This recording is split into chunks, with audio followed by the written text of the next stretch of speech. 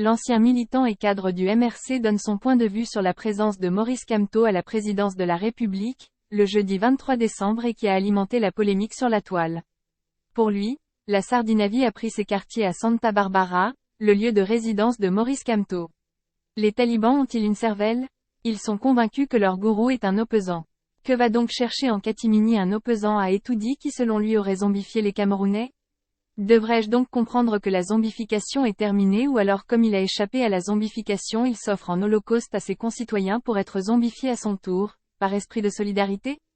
En réalité le voleur qui se la coulait douce sous la casquette d'opposant s'est fait attraper la main dans le sac et on voit tout un secrétaire général pondre un torchon pour justifier l'injustifiable. Ah on s'excuse, c'était juste pour déposer un courrier, je vous invite à bien relire le paragraphe 4 et 5 de ce communiqué je cite.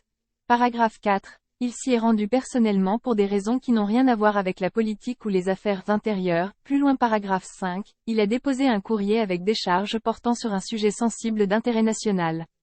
Donc un sujet sensible d'intérêt national ne concerne ni la politique ni les affaires intérieures. Connaissez-vous un seul pays au monde où un président de parti va déposer personnellement un courrier à la présidence? Ont-ils une cervelle? Aujourd'hui force est de constater que la Sardinavie qui selon les talibans aurait pour siège social Etoudi vient de créer une filiale à Santa Barbara. Qu'on me démontre le contraire. Comme l'Union africaine est financée par l'Union européenne, Santa Barbara semblerait définitivement être alimentée par Etoudi.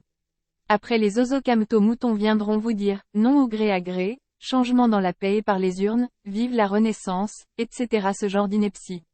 La renaissance de la mangeoire serait le terme le plus approprié. Je vous avais déjà démontré en novembre 2020 pourquoi là-bas devait se disloquer.